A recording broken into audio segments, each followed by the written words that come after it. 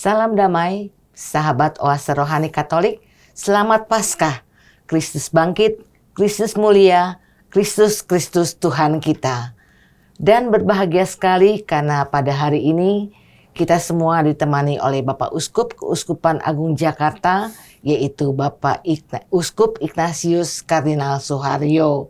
Dan saya Bernard Marita akan menemani Bapak Uskup dan Anda semua sampai di penghujung acara nanti.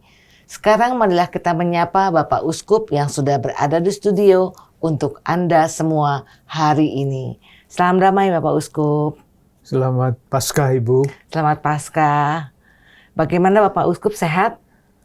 Sesuai usia. Iya, puji Tuhan. Baiklah sahabat Oase Rohani Katolik, marilah kita awali jumpa kita dengan sebuah doa yang akan dipimpin oleh Bapak Uskup. Marilah kita berdoa. Allah Bapa, sumber dan tujuan hidup manusia, pada hari ini dengan pengantaraan Putra Tunggal-Mu, Engkau telah menaklukkan kematian dan membuka bagi kami pintu keabadian. Semoga kami yang merayakan pesta kebangkitan Tuhan dibaharui oleh Roh-Mu dan bangkit dalam terang kehidupan. Dengan pengantaraan Yesus Kristus, Putra-Mu Tuhan kami, yang bersama dengan Dikau dalam persatuan Roh Kudus, hidup dan berkuasa sepanjang segala masa. Amin. Sahabat Oase Rohani Katolik, antifon pembuka kita untuk hari ini adalah Aku telah bangkit dan tetap bersama Engkau ya Bapa. Tangan-Mu Kau tumpangkan atas diriku, kebijaksanaan-Mu sangat menakjubkan. Haleluya. Bacaan hari ini diambil dari Kisah Para Rasul bab 10 ayat 34a, dilanjutkan ayat 37 sampai 43. Sekali peristiwa, Allah menyuruh Petrus pergi ke rumah seorang perwira bernama Kornelius di kota Kaisarea. Di situ Petrus berkata, "Kamu tahu tentang segala sesuatu yang terjadi di seluruh tanah Yudea, mulai dari Galilea, sesudah pembaptisan yang diberitakan oleh Yohanes, yaitu tentang Yesus dari Nazaret. Bagaimana Allah mengurapi dia dengan roh dan dengan kuat kuasa. Yesus itulah yang berjalan keliling sambil berbuat baik, dan ia menyembuhkan semua orang yang dikuasai iblis, sebab Allah menyertai dia. Kami adalah saksi dari segala sesuatu yang dibuat Yesus di tanah Yudea maupun di Yerusalem. Dia telah dibunuh dan digantung pada kayu salib, tetapi Allah telah membangkitkan dia pada hari yang ketiga. Dan Allah berkenan bahwa ia menampakkan diri, bukan kepada seluruh bangsa, tetapi kepada saksi-saksi yang sebelumnya telah ditunjuk oleh Allah, yaitu kepada kami sendiri yang telah makan dan minum bersama dengan dia setelah ia bangkit dari antara orang mati. Dan Yesus telah menugaskan kami memberitakan kepada seluruh bangsa dan memberikan kesaksian bahwa dialah yang ditentukan Allah menjadi hakim atas orang hidup dan orang mati. Tentang dialah semua nabi bersaksi bahwa siapa saja yang percaya kepadanya, dia akan mendapat pengampunan dosa karena namanya. Demikianlah sabda Tuhan. Syukur kepada Allah. Sahabat Oase Rohani Katolik, marilah kita tanggapi sabda Tuhan dengan Mazmur tanggapan. Pada hari ini Tuhan bertindak, mari kita rayakan dengan gembira. Pada hari ini Tuhan bertindak, Mari kita rayakan dengan gembira. Bersyukurlah kepada Tuhan, sebab Ia baik. Kekal abadi kasih setianya. Biarlah Israel berkata, kekal abadi kasih setianya. Pada hari ini Tuhan bertindak. Mari kita rayakan dengan gembira.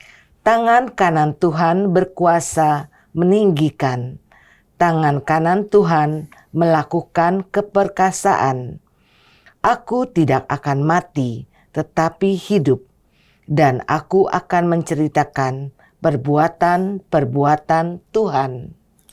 Pada hari ini Tuhan bertindak. Mari kita rayakan dengan gembira. Batu yang dibuang oleh tukang-tukang bangunan telah menjadi batu penjuru. Hal itu terjadi dari pihak Tuhan, suatu perbuatan ajaib di mata kita. Pada hari ini Tuhan bertindak, mari kita rayakan dengan gembira. Bacaan dari surat Rasul Paulus kepada jemaat di Kolose, bab 3 ayat 1-4. Saudara-saudara, kamu telah dibangkitkan bersama dengan Kristus. Maka carilah perkara yang di atas, di mana Kristus berada, duduk di sebelah kanan Allah. Pikirkanlah perkara yang di atas, bukan yang di bawah bumi. Sebab kamu telah mati, dan hidupmu tersembunyi bersama dengan Kristus dalam Allah. Kristuslah hidup kita. Apabila Ia menyatakan diri kelak, kamu pun akan menyatakan diri bersama Dia dalam kemuliaan. Demikianlah sabda Tuhan. Syukur kepada Allah. Sahabat Oase Rohani Katolik, marilah sekarang kita simak bersama Injil Suci menurut Yohanes bab 20 ayat 1-9 yang akan disampaikan oleh Bapak Uskup untuk kita semua. Haleluya, haleluya. Haleluya, haleluya. Mari kita merayakan perjamuan Paskah, sebab Yesus Kristus sudah dikorbankan. Haleluya, haleluya. Tuhan bersamamu. Dan bersama rohmu. Inilah Injil Suci menurut Yohanes. Dimuliakanlah Tuhan. Pada hari pertama minggu itu, pagi-pagi benar, ketika hari masih gelap, pergilah Maria Magdalena ke kubur Yesus. Dan ia melihat bahwa batu telah diambil dari kubur. Maka ia berlari-lari mendapatkan Simon Petrus dan murid yang lain yang dikasihi Yesus. Ia berkata kepada mereka, Tuhan telah diambil orang dari kuburnya, dan kami tidak tahu di mana ia diletakkan. Maka berangkatlah Petrus dan murid yang lain itu ke kubur. Keduanya berlari bersama-sama, tetapi murid yang lain itu berlari lebih cepat daripada Petrus, sehingga ia lebih dahulu sampai ke kubur. Ia menjenguk ke dalam dan melihat kain kafan terletak di tanah, akan tetapi ia tidak masuk ke dalam. Maka tibalah juga Simon Petrus menyusul dia dan masuk ke dalam kubur itu. Ia melihat kain kafan terletak di tanah, sedang kain peluh yang tadinya ada di kepala Yesus tidak terletak dekat kain kafan itu, tetapi agak di sampingnya di tempat yang lain dan sudah tergulung. Maka masuklah juga murid yang lain yang lebih dahulu sampai ke kubur itu. Ia melihatnya dan percaya. Sebab selama itu mereka belum mengerti isi kitab suci yang mengatakan bahwa ia harus bangkit dari antara orang mati. Demikianlah sabda Tuhan. Terpujilah Kristus. Sahabat Oase Rohani Katolik, Setelah kita menyimak firman-firman Tuhan pada hari ini, marilah kita simak bersama permenungan yang akan disampaikan oleh Bapak Uskup untuk kita semua. Silahkan Bapak Uskup. Para ibu dan bapak, para biarawan, biarawati, kaum muda, remaja, dan anak-anak yang terkasih. Pertama-tama tentu saya ingin mengucapkan selamat Hari Raya Paskah kepada Anda semua, kepada keluarga-keluarga dan komunitas Anda. Hari ini kita merayakan Paskah. Tetapi yang namanya masa Paskah itu tidak 1 hari, melainkan 50 hari. Yang disebut masa Paskah di dalam kalender liturgi itu berakhir dengan Pentakosta. Nah, selama 40 hari dikatakan di dalam Kisah Para Rasul, sesudah ia bangkit, ia berulang-ulang menampakkan diri kepada para murid sambil mengajar mereka tentang kerajaan Allah. Ini penting, karena misteri Paskah tidak cukup direnungkan atau didalami atau dibatinkan dalam 1 hari. Oleh karena itu gereja memberi waktu sampai 50 hari, supaya kita pada masa Paskah itu, tentu saja yang paling praktis adalah lewat ibadat-ibadat hari Minggu, semakin merenungkan, semakin membatinkan pesan-pesan Paskah itu. Oleh karena itu, saya membayangkan seperti dulu halnya Yesus yang bangkit, menampakkan diri setiap kali mengajar tentang kerajaan Allah selama 40 hari, kita pun diharapkan menjalankan hal yang sama. Maksud saya menjalani hal yang sama. Sampai Yesus diangkat ke surga, kita bayangkan Yesus menampakkan diri kepada kita, kepada umat Kristiani untuk mengajar kita tentang kerajaan Allah. Faham kita, keyakinan kita, pengalaman kita, kalau dibilang 40 hari itu simbol kesempurnaan. Baru sesudah kita sungguh-sungguh tanda petik sempurna, karena tidak ada yang sungguh sempurna, tetapi secara simbolik sempurna, kita menunggu kedatangan Roh Kudus, dan ketika kita merayakan Pentakosta, kita diutus dengan bekal yang sudah tanda petik sempurna itu. Jadi meskipun Paskah itu kita rayakan hari ini, kita ingat bahwa selama masa Paskah yang berlangsung 50 hari itu, kita tetap dalam suasana Paskah. Apalagi kalau kita membaca kembali, mendoakan kembali, Mazmur tanggapan tadi, pada hari ini Tuhan bertindak. Mari kita rayakan dengan gembira. Sebetulnya di dalam iman, masa Paskah itu tidak hanya 50 hari, tetapi menurut Mazmur tadi, pada hari ini Tuhan bertindak. Mari kita rayakan. Jadi Paskah itu bisa kita rayakan setiap hari. Itu yang paling penting untuk saya sampaikan. Sekarang saya akan mencoba untuk merenungkan, menawarkan renungan yang saya lakukan dalam mempersiapkan masa Paskah ini. Kombinasi 3 bacaan yang tadi sudah kita dengarkan, bagi saya sangat menarik. Kalau dihubung-hubungkan isi pokok masing-masing dari bacaan itu. Saya mulai dari Injil, tentu saja yang paling akhir kita dengarkan, dan itu menjadi sumber. Dikatakan di dalam Injil tadi, kisahnya ada 2 murid yang lain dan Petrus, semuanya lari ke kubur karena pemberitahuan. Yang duluan sampai itu murid yang lain. Dan kita tahu itu maksudnya Yohanes. Kita bertanya kan di dalam kepada kisah ini kok yang lain lebih cepat? Ya jawabannya sederhana, karena dia lebih mudah, jalannya lebih cepat. Iya. Tetapi ketika sampai dikubur, ia tidak masuk. Yang masuk adalah Petrus, yang kemudian diikuti oleh murid yang lain ini.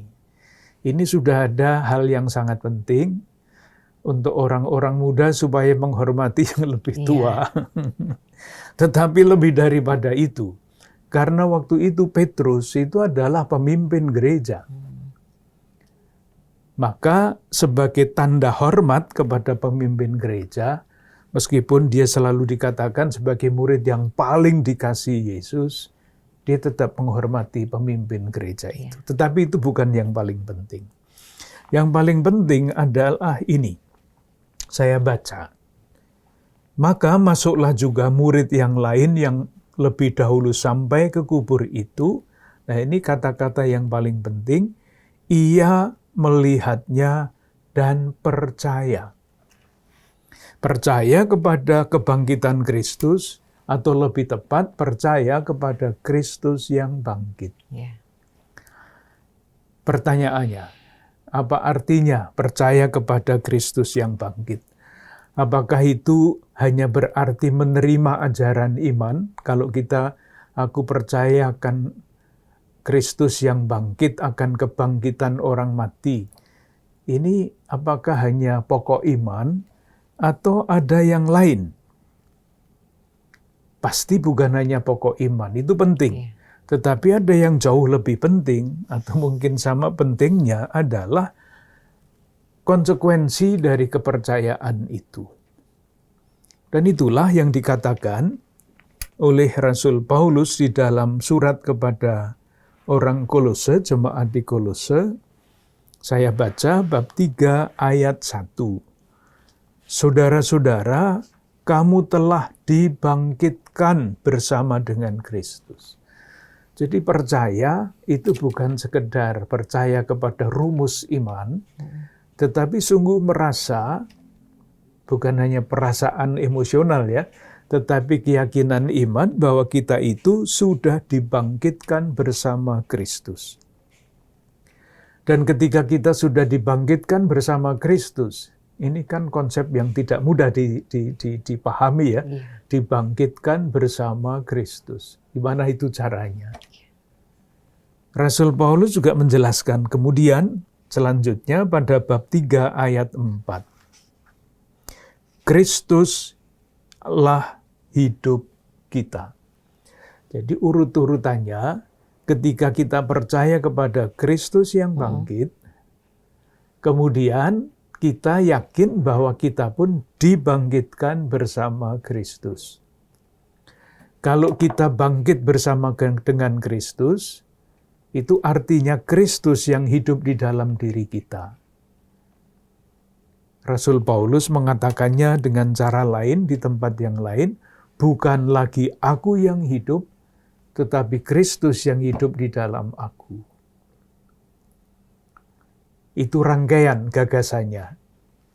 Nah, pertanyaan berikutnya adalah, apa tandanya kalau Kristus itu hidup di dalam saya? Atau bukan lagi saya yang hidup, tetapi Kristus yang hidup. Maka kita bertanya, Kristus yang mana yang hidup di dalam aku? Kristus yang seperti apa? Itu jawabannya ada pada Kisah Para Rasul, bacaan yang pertama tadi. Di dalam khotbah Petrus dikatakan bagaimana Allah mengurapi dia dengan roh dan kuat kuasa. Yesus itulah yang berjalan berkeliling sambil berbuat baik. Itu tandanya kalau Kristus itu hidup di dalam kita, di dalam diri kita. Jadi urut-urutannya moga-moga jelas. Kita percaya seperti murid yang lain tadi akan Kristus yang bangkit. Berarti kita dibangkitkan bersama Kristus. Maaf saya ulang-ulang terus karena ini penting. Dan ketika kita bangkit bersama Kristus, kita membiarkan Kristus hidup di dalam diri kita. Pertanyaannya, Kristus yang macam apa? Jawabannya, Kristus menurut Kisah Para Rasul yang rajin berbuat baik, atau Kristus menurut surat kepada orang Kolose yang membantu kita untuk terus mencari dan memikirkan perkara-perkara yang di atas. Ini semua tentu adalah kata-kata yang perlu dijelaskan. Untuk sementara itu, apakah nanti kalau tidak ada yang mau ditanyakan, saya lanjutkan. Iya, Bapak Uskup, apakah kita harus berbuat baik karena Kristus hidup di dalam diri kita ya? Bagaimana cara kita berbuat selama masa Paskah ini? Ya, bukan hanya selama masa Paskah, Ibu ya. Kristus hidup di dalam diri kita kan tidak hanya pada masa Paskah, tetapi sebagai manusia Paskah yang mengalami Paskah, kita membiarkan Kristus yang bangkit dalam diri kita. Nah, pertanyaannya bagus. Tetapi biasanya pertanyaan yang bagus itu tidak mudah ditanggapi ya. Berbuat baik itu wilayahnya sangat luas. Kita memberi makan siang kepada orang miskin, saudara-saudara kita yang tidak bisa makan, itu berbuat baik. Kita ikut di dalam gerakan aksi puasa pembangunan, itu berbuat baik. Sangat banyak, dari hal yang sederhana sampai hal-hal yang besar. Nah, saya ingin masuk di dalam tafsiran mengenai berbuat baik itu artinya apa. Nanti kalau sudah ada kerangkanya, moga-moga isinya menjadi lebih jelas. Kerangkanya dulu. Seperti tadi saya sampaikan, yang namanya berbuat baik itu wilayahnya sangat luas. Kita lihat berbuat baik dalam konteks liturgi malam Paskah. Sebetulnya simbolik-simbolik Paskah itu paling jelas tidak pada hari Minggu Paskah, tetapi Sabtu Paskah paling jelas. Jadi misalnya simbolnya yang pertama, upacara malam Paskah itu dimulai dengan gelap. Jadi lilin tidak dipasang, lampu juga tidak dinyalakan, organ juga tidak dibunyikan. Jadi kalau sekarang banyak yang membunyikan organ itu sebetulnya sedikit mengurangi makna simbolik. Tidak boleh. Sejak Kamis Putih sampai malam Paskah sebelum Gloria itu tidak boleh dibunyikan. Sesudah itu kan bunyi dengan nada yang sangat dahsyat, gembira. Demikian juga yang tadinya gelap menjadi terang benderang. Ini kan simbol bahwa Paskah itu membawa kita dari kegelapan menuju terang. Itu satu. Lalu pada malam Paskah, Sabtu malam, juga ada pembaharuan janji baptis. Janji baptis kan strukturnya dua. Pertama, menolak setan. Dan kemudian yang kedua adalah percaya. Antara lain percaya kepada Kristus yang bangkit. Itu memang diucapkan. Apakah kamu menolak setan? Ya, langsung. Apakah kamu percaya kepada Allah? Ya, saya percaya. Dalam liturgi yang lama, ketika orang mengucapkan penolakan terhadap setan, itu umat menghadap ke barat. Jadi salah satu tindakan simbolik ya. Nah, ketika mengucapkan kepercayaan, menjawab aku percaya, umat menjawab menghadap ke timur. Oh, kenapa begitu, Pastor? Itu simbolik. Itu simbolik. Jadi barat itu kan tempat matahari tenggelam. Nah, itu setan-setan keluar. Maka itulah yang ditolak. Nah, ketika ke timur, itu matahari terbit. Karena Kristus yang kita percaya sebagai penyelamat adalah Kristus Sang Terang. Simbolik. Jadi inti pesan adalah Paskah, orang yang merayakan Paskah, itu meninggalkan dalam tanda petik hidup yang dipengaruhi tanda petik setan. Setan itu macam-macam bentuknya, dan masuk ke dalam kehidupan yang diterangi oleh Kristus yang rajin berbuat baik tadi. Simbolik yang berikut adalah lilin Paskah. Setiap lilin Paskah yang dipakai untuk suatu perayaan, itu selalu ada tulisan tahun. Jadi nanti lilin Paskah yang dipakai untuk tahun 2024 itu harus lilin baru dengan tulisan 2024. Yang 2023 nanti dipakai upacara-upacara lain yang bukan Paskah. Itu artinya Paskah mesti kontekstual. Perayaan Paskah harus bermakna bagi kehidupan baik pribadi maupun kehidupan bersama. Khususnya di tahun 2024 ini. Oleh karena itu kita bertanya, lah apa Paskah tahun 2024 ini kita rayakan di dalam konteks apa? Kita harus membuat tanda petik, istilah menterengnya analisa. Analisa sosial bangsa kita itu seperti apa, umat manusia sekarang dalam keadaan mana. Paskah harus berarti dan bermakna pada situasi semacam itu di tahun 2024. Berbuat baik harus ditempatkan di dalam konteks yang aktual. Ya, itu tetap saja memberi derma itu selalu aktual, tidak pernah tidak aktual.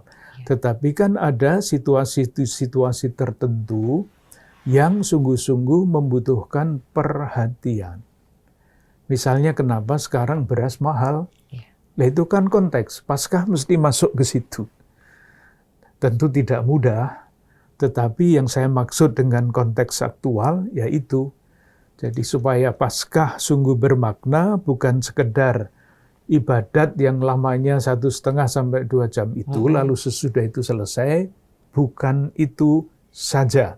Itu penting, tetapi dampak tanda petik dalam kehidupan yang konkret, dalam konteks kehidupan yang konkret, itu harus diperhatikan. Ya, sungguh kita harus memperhatikan dan berbuat baik selama hidup kita berarti ya, Pastor Uskup ya. Itu pasti Bu ya. Iya. Hanya yang saya maksud tadi, yang menjadi tantangan bagi kita umat Kristiani yang merayakan Paskah, realitas hidup manusia yang perlu ditanggapi dengan semangat Paskah, itu apa? Karena di dalam kehidupan kita itu kan kita bisa membedakan ya, sebagai warga negara misalnya. Kita ini kan seperti saya kan warga negara biasa. Ya, memang pelayanan saya di dalam gereja. Tetapi di dalam kehidupan bersama yang namanya negara, itu ada yang namanya pemerintah. Orang-orang pemerintah. Ada yang namanya para pengusaha. Itu kan konteks yang berbeda-beda. Saya sebagai warga negara biasa, para pengusaha itu menjalankan usahanya dengan segala macam aturan dan seluk-beluknya. Pimpinan-pimpinan negara, pimpinan-pimpinan pemerintahan, sama, mempunyai tanggung jawab yang berbeda-beda. Nah, Paskah itu bisa berarti bermacam-macam di dalam, seandainya saya menempatkan diri sebagai warga negara biasa, itu pasti beda sekali dengan ketika saya adalah seorang pengusaha yang mempunyai karyawan 3.000, mempunyai pabrik sekian, atau kalau saya ini seorang wali kota, seorang gubernur, seorang bupati, atau seorang presiden, itu Paskahnya berbeda-beda ya Bu. Jadi berbuat baik dalam yang tadi dirumuskan dengan satu kata berbuat baik, itu isinya bisa sangat berbeda-beda tergantung pada posisi mana saya di dalam kehidupan bersama itu. Ya, nanti bisa dijelaskan, saya akan mencoba melanjutkan dalam renungan lebih jauh yang kontekstual ini. Tetapi memang bisa sangat berbeda-beda dan jangkauannya sangat luas. Memikirkan perkara-perkara di atas sama saja. Perkara di atas itu apa? Di langit kelihatan, kan tidak. Iya. Tapi yang dimaksudkan mungkin perkara-perkara yang di atas, kalau saya menggunakan kata-kata Yesus yang diucapkan kepada Simon Petrus ketika Yesus menubuatkan sengsaranya, kan dikatakan Petrus menarik Yesus ke samping dan menegur dia. Iya. Waktu itu apa kata-kata Yesus? Ke belakangku iblis. Simon Petrus diibliskan.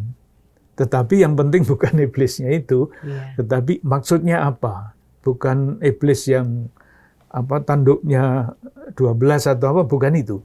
Tetapi kalimat berikutnya, karena kamu memikirkan dengan pikiran manusia dan tidak dengan pikiran Allah. Itu kuncinya. Jadi memikirkan yang di atas itu sebetulnya sama dengan Kristus hidup di dalam kita. Membiarkan Kristus mempengaruhi cara berpikir kita, cara kita memilih bukan sekedar yang menyenangkan atau yang gampang, tapi Kristus kan selalu memilih yang baik dan yang benar. Iya. Mungkin tidak ada gunanya, mati apa gunanya mati. Seandainya Yesus tidak meninggal, tidak mati pada usia 33, kita bisa membayang-bayangkan apa yang akan dia lakukan sesudah itu. Tapi dia memilih jalan itu. Tidak gampang, tidak menyenangkan, tetapi itulah jalan yang dikehendaki Tuhan. Bukan cara berpikir manusia. Betul, Bapak Uskup, bukan berpikir manusia ya, tapi cara berpikirnya Tuhan itu seperti apa. Ya, baiklah sahabat Oase Rohani Katolik yang terkasih, kita cukupkan dahulu bagian pertama dari Oase Rohani Katolik dan kami akan kembali setelah jeda berikut ini.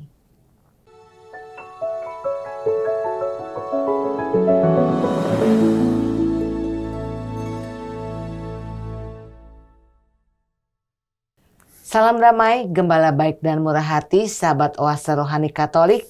Kita melanjutkan kembali siaran Oase Rohani Katolik di bagian kedua. Masih ada bersama Anda Bapak Uskup Ignatius Kardinal Suharyo bersama saya Benarit Marita dalam siaran Oase Rohani Katolik. Bagi Anda yang ingin bertanya, mengirimkan usul atau saran, silahkan Anda kirim ke alamat email kami ork@2021@gmail.com atau Anda dapat kirim WA ke nomor 0881 0251 334438. Baiklah sahabat Oase Rohani Katolik, kita kembali ke Bapak Uskup untuk menyimak permenungan di bagian kedua ini. Silakan Bapak Uskup. Baik Ibu, moga-moga apa yang saya sampaikan berikut ini tidak terlalu berbelit-belit, moga-moga jelas dan menjadi inspirasi serta motivasi bagi kita, umat Katolik, umat Kristiani untuk merayakan Paskah tidak hanya pada hari Paskah, tetapi menjadikan hari-hari kita setiap hari itu Paskah yang sejati, seperti Mazmur tanggapan tadi, pada hari ini Tuhan bertindak, mari kita rayakan dengan gembira. Amin. Merayakannya tidak dengan macam-macam, tetapi dengan laku baik. Saya mulai begini. Tadi kan saya mengatakan, lilin Paskah akan diberi angka 2024. Itu berarti bagi umat Kristiani, Paskah mesti bermakna bagi masyarakat Indonesia, khususnya di tahun 2024 ini. Iya.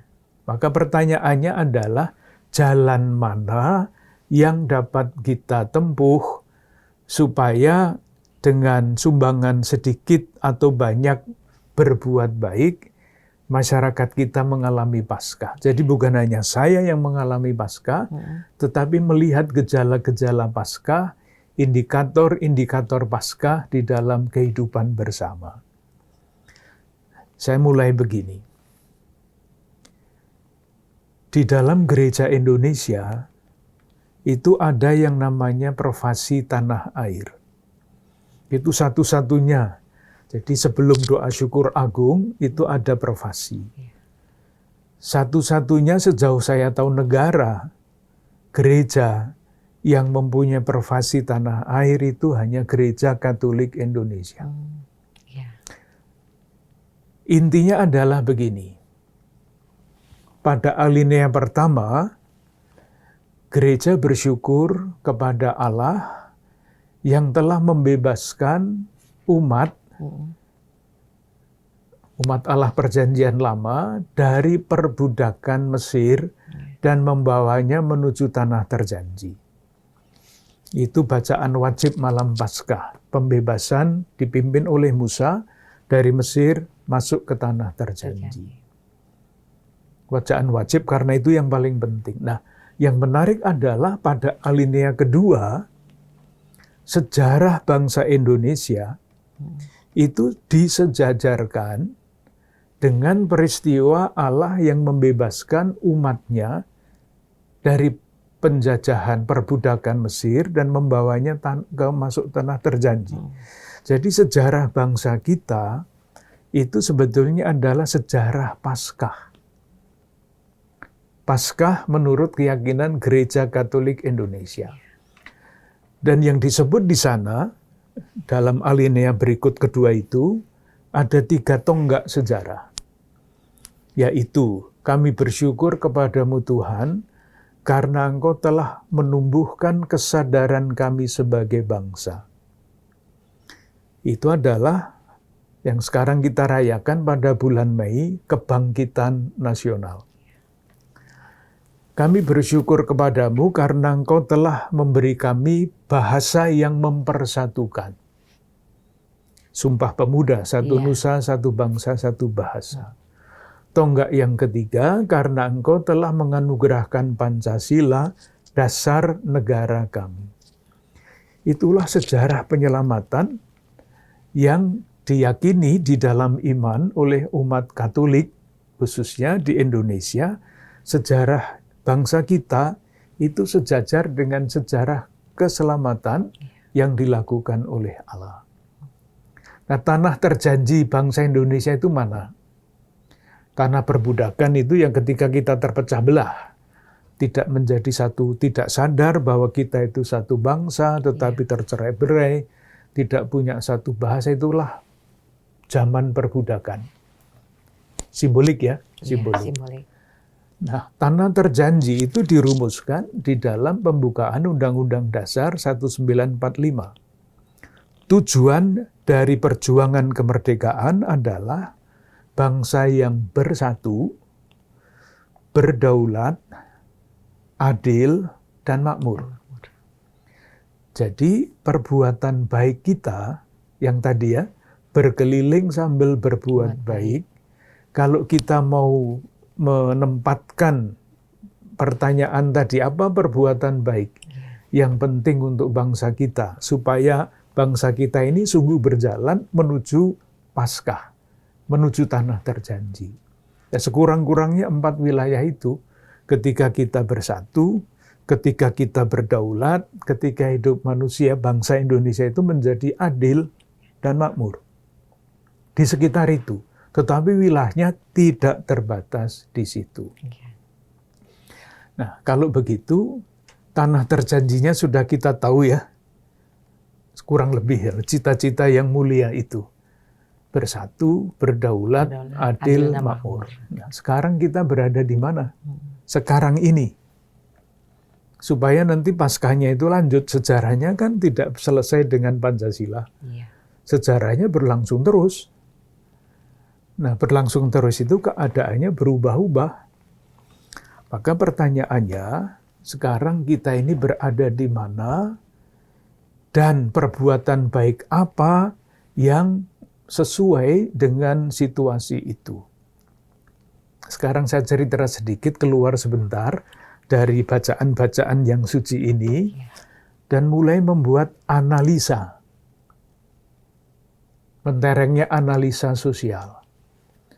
Atau dalam bahasa gereja, mencari kehendak Tuhan di dalam situasi sejarah bangsa kita. Mencari kehendak Tuhan. Nah, mencari sendiri saya tidak bisa. Maka saya membaca apa yang sudah dibuat, analisa apa yang sudah dibuat oleh saudara-saudara kita yang sungguh mencintai tanah air. Saudari-saudara kita yang sungguh berpikir mengenai tanah terjadi bangsa Indonesia itu. Bersatu, berdaulat, adil, makmur. Saya sebut beberapa nama yang saya kenal misalnya ya. Dalam lingkungan orang-orang Katolik ada pemikir yang namanya Mas Budiman Tanurejo dari Kompas. Ada orang lagi yang terlibat di dalam pemerintahan, Mas Yunuar Nugroho. Itu selalu membuat analisa tentang keadaan. Saya kenal juga seorang aktivis muda Muhammadiyah, namanya Bapak Sukidi Mulyadi. Tulisan-tulisannya ada di dalam harian Kompas, rutin beberapa kali sebulan. Nah, saya membaca tulisan-tulisan beliau-beliau itu, yang dengan tulus berdasarkan iman, mencoba memahami situasi masyarakat kita yang real, yang sebetulnya masih sangat jauh dari cita-cita tanah terjanji itu.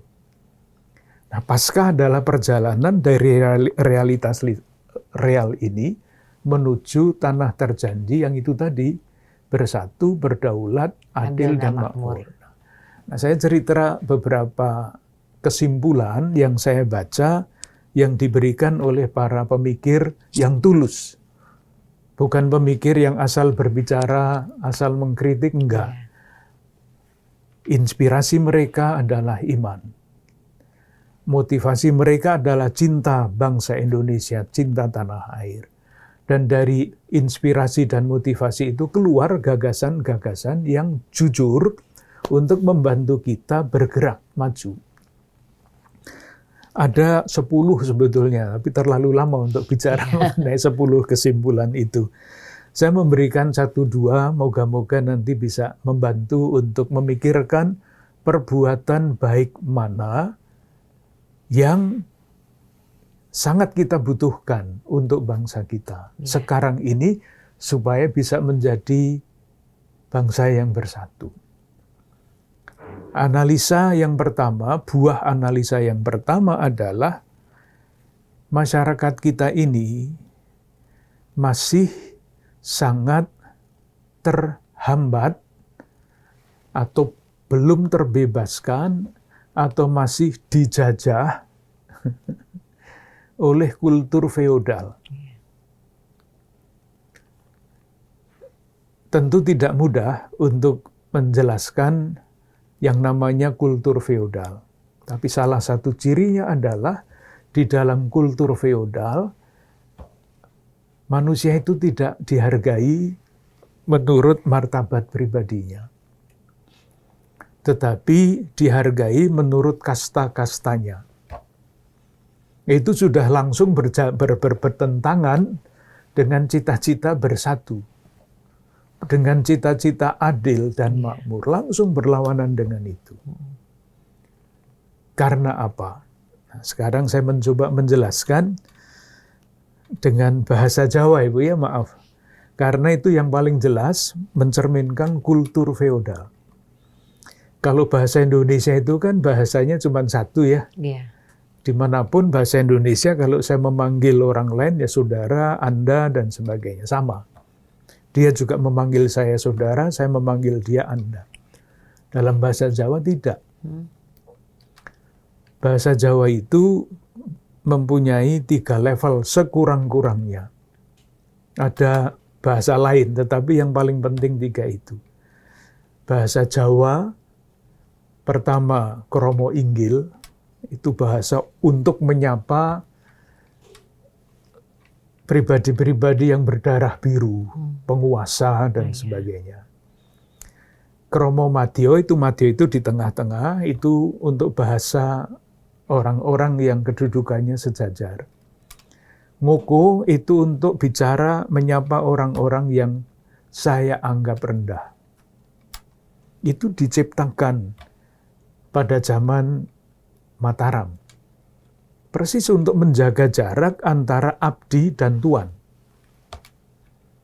Jadi misalnya, saya memanggil orang lain dalam bahasa Indonesia saudara. Tapi dalam bahasa Jawa ada 3 untuk menyapa orang menurut urutannya tadi, tingkat-tingkatannya. 1, kalau saya menyapa orang yang katakanlah bangsawan. Saya menggunakan kata panjenengan. Suku katanya panjenengan, 4 ya. Iya. Dan panjenengan itu artinya kuasa. Kalau saya menyebut sesama saya teman, itu bukan dengan panjenengan, tapi sampean. Sampean, tinggal 3. Dan sampean itu artinya kaki. Iya. Kaki.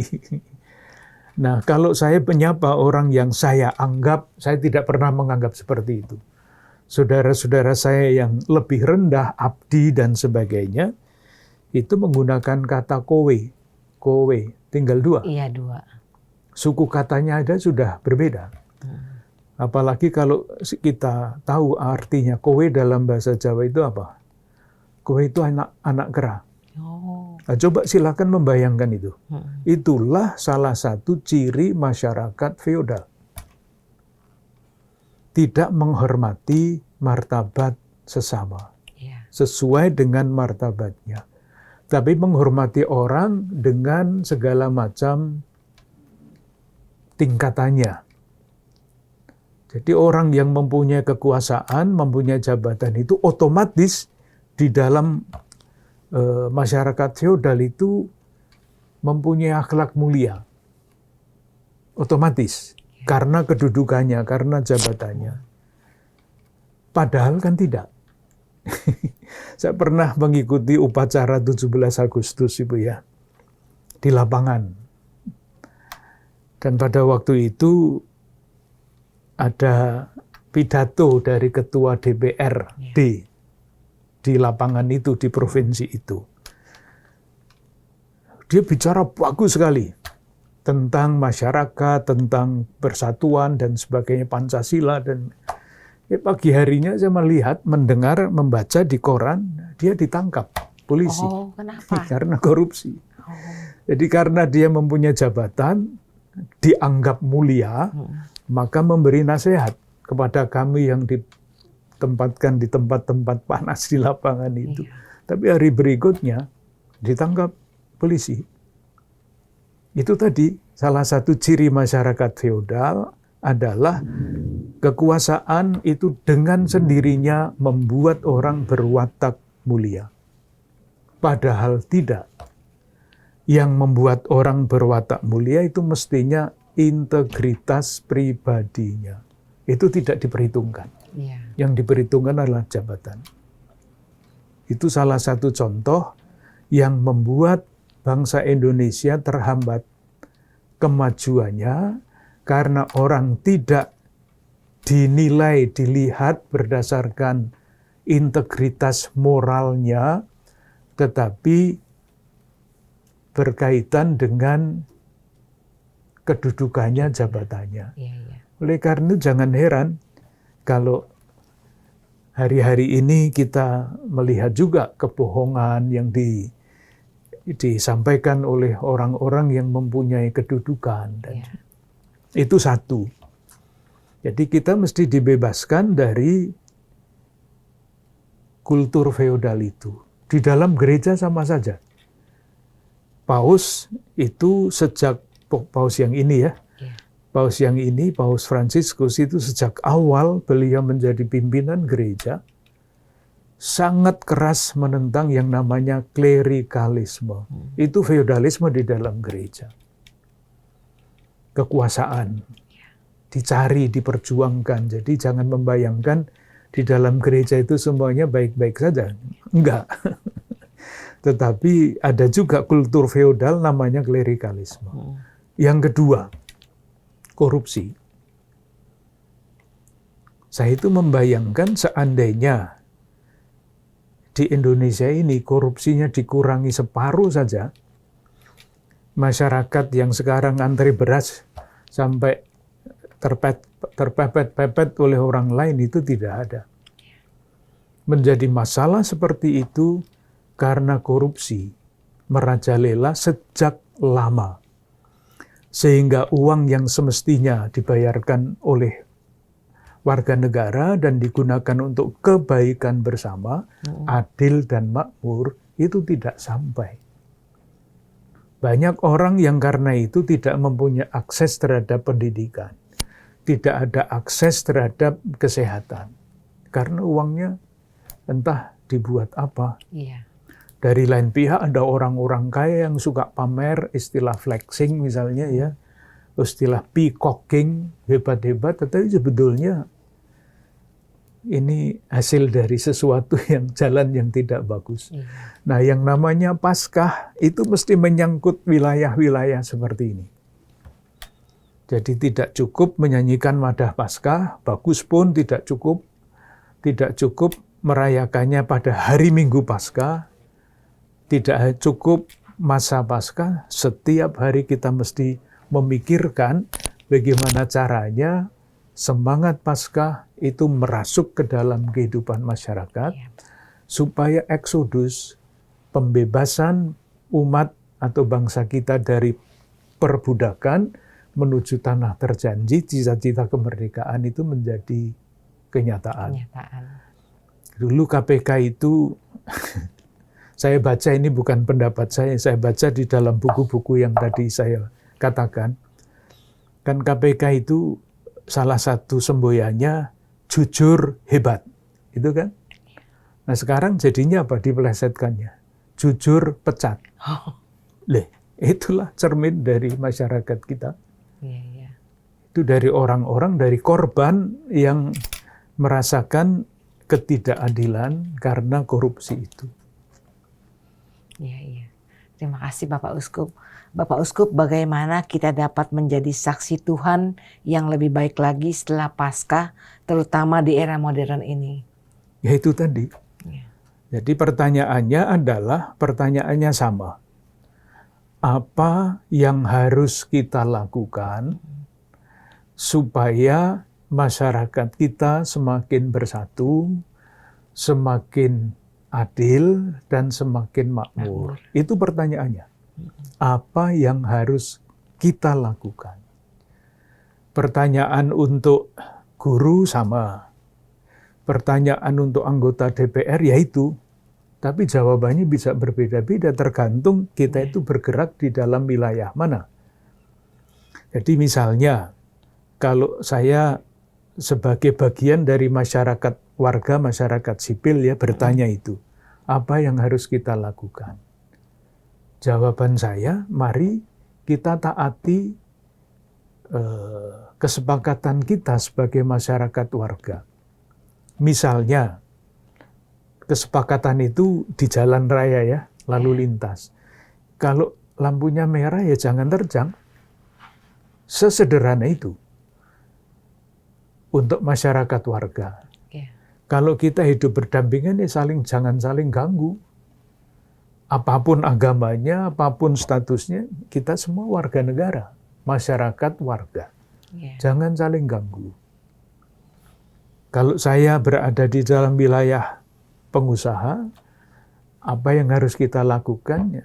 Bayarlah pajak dengan yang sebaik-baiknya, yang sejujurnya. Karena pajak itu untuk kebaikan bersama, bukan untuk siapa-siapa. Nah masalahnya seringkali masyarakat malas membayar pajak karena nanti toh dikorupsi. Nah, kalau saya di dalam pemerintahan, apa yang harus kita lakukan? Silahkan membuat aturan-aturan yang baik untuk kesejahteraan bersama itu. Kan ada peraturan-peraturan yang dipesan ya supaya tahun berapa itu ada 3 buku. Saya mempunyai 3 buku.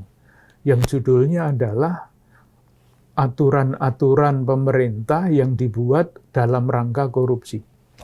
Mengerikan sekali. Nah, sekarang mestinya kalau saya duduk di dalam pemerintahan, aturan yang sungguh menjamin kesejahteraan bersama. Itu Paskah.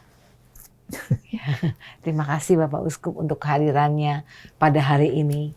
Sahabat Oase Rohani Katolik, dengan demikian usailah jumpa kita pada hari ini dalam siaran Oase Rohani Katolik. Maka Uskup Ignatius Kardinal Suharyo dan saya Benedict Marita mohon pamit dari ruang dengar Anda. Kami mengucapkan salam damai, selamat Paskah, tetap semangat dan tersenyum. Kita tutup jumpa kita dengan doa penutup dan berkat Tuhan melalui Bapak Uskup. Marilah kita berdoa. Allah Bapa yang Maha Pengasih dan Penyayang, kami bersyukur kepadamu karena Engkau telah menyatakan karya-Mu yang agung di dalam sejarah bangsa kami.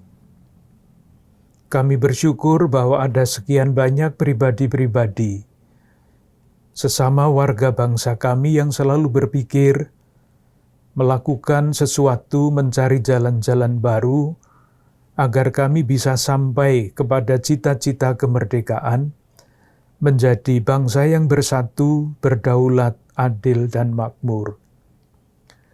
Semoga perayaan Paskah yang kami rayakan pada hari ini tidak hanya kami rayakan di dalam liturgi satu hari Paskah, tetapi sungguh kita jadikan Paskah kami setiap hari, sebagaimana kami doakan di dalam Mazmur tanggapan pada hari ini.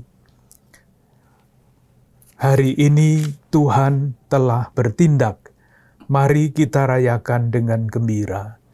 Semoga perayaan Paskah dapat kami syukuri setiap hari, sehingga kami dapat menjadi pribadi-pribadi Paskah yang rajin berbuat baik seperti Yesus sendiri, dari hal-hal yang paling sederhana sesuai dengan keadaan kami, dan kalau ada kesempatan kami pun Kau izinkan untuk melakukan sesuatu yang besar.